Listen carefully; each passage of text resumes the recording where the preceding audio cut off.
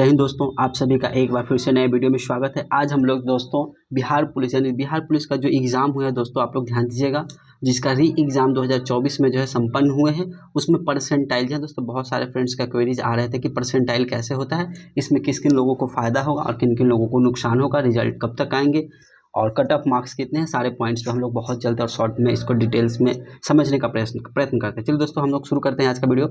Police का जो री एग्ज़ाम हुआ है दोस्तों, जिसमें 2024 में जो एग्ज़ाम हुए हैं उसमें क्या कुछ खास है, बिहार पुलिस री एग्ज़ाम 2024 में क्या है, कुछ खास बातों पर हम लोग आज चर्चा करेंगे। अगर वहीं पे बात करें जो कुल सीटों की संख्या की अगर बात की जाए दोस्तों, तो 21,391 पदों पर बहाली हुई थी, जिसमें से लगभग 1,07,000 बच्चों का रिजल्ट आना है। रिजल्ट मतलब फिजिकल के लिए बुलाया जाएगा। अगर वहीं पे बात करूँ परीक्षा की तिथि की बात दोस्तों, तो आप लोग ध्यान से एक एक करके एक एक पॉइंट को समझते चलेगा, आपके सारे क्वेरीज क्लियर हो जाएंगे। अगर परीक्षा की तिथि की बात की जाए दोस्तों, तो 7/8/2024 को हुए, वही 11/8 को एग्जाम हुए, वहीं पे 18/8 को एग्जाम हुए, वहीं पे 21/8 को एग्जाम हुए, वहीं पे 25/8 और लास्टली जो 28/8 को एग्जाम हुए।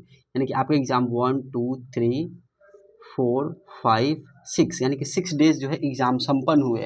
तो नॉर्मल सी बात है, एक एग्जाम के लिए अगर इतने दिन लगभग 3 लाख बच्चे, दोस्तों आप लोग ध्यान से समझिएगा, लगभग 3 लाख बच्चे हर शिफ्ट में बुलाए गए थे, जिसमें से वहीं पे 19-20 लाख बच्चों ने एग्जाम दिया था।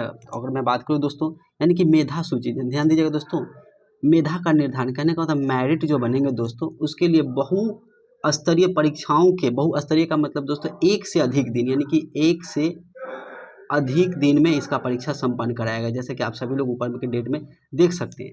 तो इसके लिए जो है सामान्यकृत यानी कि नॉर्मलाइजेशन जो प्रोसेस है उसको अपनाया जाएगा।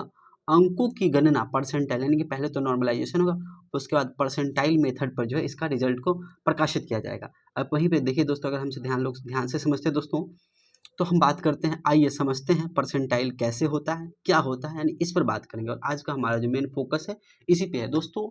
आप लोग वीडियो में बने रहिएगा, क्योंकि आप लोगों को इस वीडियो के माध्यम से समझ में आएंगे कि कितने मार्क्स पे आप लोगों का जो है इस बार फिजिकल के लिए मतलब रिजल्ट आप लोग के आ रहे हैं।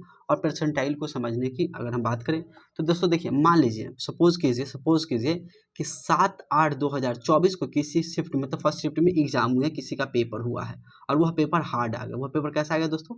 हार्ड आ गया। तो अगर एग्जाम देने के लिए, अगर मान लेते हैं हम लोग दोस्तों, एग्जाम देने के लिए 1 लाख बच्चों का एडमिट कार्ड था, यानी कि 1 लाख बच्चों का एडमिट कार्ड का प्रकाशन किया गया। वही एग्जाम में बच्चे जो है 80,000 प्रेजेंट हुए, 80,000 बच्चे ही एग्जाम में दे पाए, शामिल हुए। तो यहीं पे अगर हम बात करते हैं दोस्तों, आप लोग एक एक करके नॉर्मलाइजेशन को समझने का प्रयत्न कीजिएगा। यानी कि 80,000 जो बच्चे एग्जाम में शामिल हुए, और 100 मार्क्स का एग्जाम होता है, जैसा कि आप सभी लोग जानते हैं।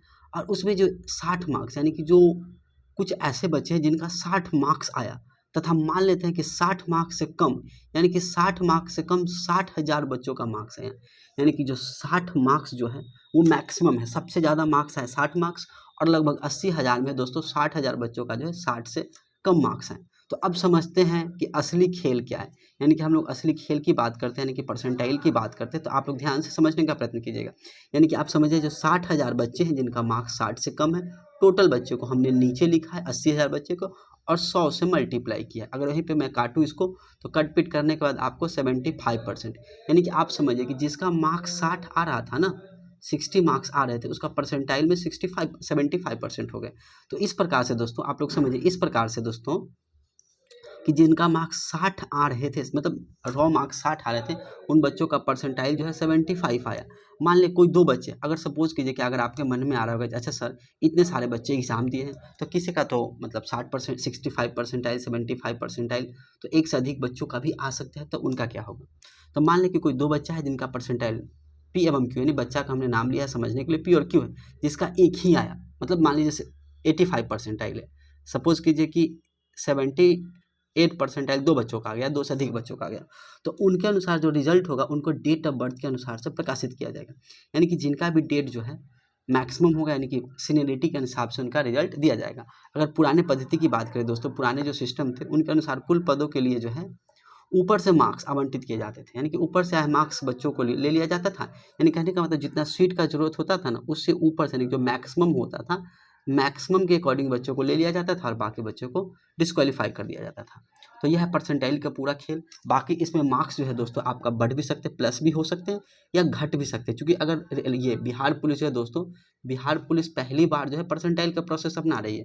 वहीं पे अगर रेलवे की बात की जाए, जो परसेंटाइल का उसका जो हिस्ट्री है, उसमें कुछ लोगों का मार्क्स बढ़े भी थे और घटे भी हैं। तो ऐसा नहीं है कि मार्क्स परसेंटाइल में घटेंगे, हाँ, लेकिन जिनका भी हार्ड शिफ्ट में एग्जाम हुआ है दोस्तों, आप लोग समझने का प्रयत्न कीजिएगा, जिनका हार्ड शिफ्ट में एग्जाम हुआ है उनका ज़्यादा चांसेस बनता है कि उनका मार्क्स बढ़ेगा ही बढ़ेगा, लेकिन ये तो आयोग पर डिपेंड करता है।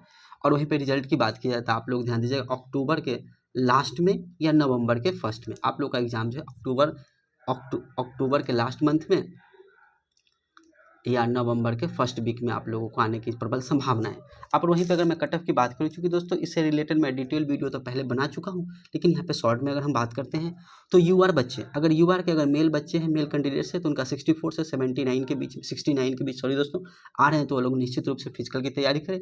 ओबीसी की अगर बात करते हैं वहीं पे 71 से लेके 61 से लेकर 67 के बीच आ रहे हैं, तो निश्चित रूप से तैयारी करें। वहीं पे ईडब्ल्यूएस का तो 59 से 64 के बीच आ रहे हैं, तो आप तैयारी करें। वहीं पे बात करें दोस्तों ईडब्ल्यूएस होगा, ईबीसी की बात करते हैं 58 से 65 के आ रहे हैं। और वहीं पे अगर एससी की बात की जाए दोस्तों तो 55 से लेकर 60। वहीं पे एसटी की बात की जाए तो आपका अगर मार्क्स जो है रॉ मार्क्स 54 से लेकर 59 के बीच आ रहे हैं, तो आप निश्चित रूप से मेल कैंडिडेट है तो आप लोग जो इसकी तैयारी कर सकते हैं। अगर वहीं पे मैं बात करूँ दोस्तों अगर फीमेल कैंडिडेट की, तो अगर फीमेल का रॉ मार्क्स जो है 53 से 58 के बीच आ रहा है यूआर का, तो निश्चित रूप से फिजिकल की तैयारी करें। अगर ओबीसी का 52 से लेकर 57 के बीच में आ रहे हैं रॉ मार्क्स, तो निश्चित रूप से फिजिकल की तैयारी करें। ईडब्ल्यूएस के लिए 51 से 56, वहीं पे ईबीसी के लिए दोस्तों 49 से 55 के बीच आ रहे हैं, तो निश्चित रूप से तैयारी करें। अगर एससी की बात करें तो 46 से लेकर 52, और वहीं पे बात करें एसटी की तो 46 से लेकर 51। यानी कि अगर दोस्तों इस पर पूर्णतः बात की जाए तो प्लस माइनस दोस्तों आप लोग जो है 5 मार्क्स बढ़ भी सकते हैं और माइनस घट भी सकते हैं। तो इस तरह से आप लोगों ने देखा कि क्या परसेंटाइल का मामला है और यह रिजल्ट कब तक आएंगे, तो आप लोगों को वीडियो के माध्यम से तो इन्फॉर्मेशन दे ही दिया जाएगा, लेकिन आप लोग निश्चिंत रहे। और जिनका भी रॉ मार्क्स जो है इतने आ रहे हैं और फिजिकल से रिलेटेड जो भी क्राइटेरिया को फुलफिल कर रहे हैं, वो निश्चित रूप से अपने आगे की तैयारी करें। अगर जिनका भी मार्क्स इससे कम हो रहा है, तो आने वाले वैकेंसीज़ की आप लोग निश्चित रूप से तैयारी करें। तब तक आप लोग अपना ध्यान रखिएगा, खुश रहिएगा। थैंक यू, जय हिंद।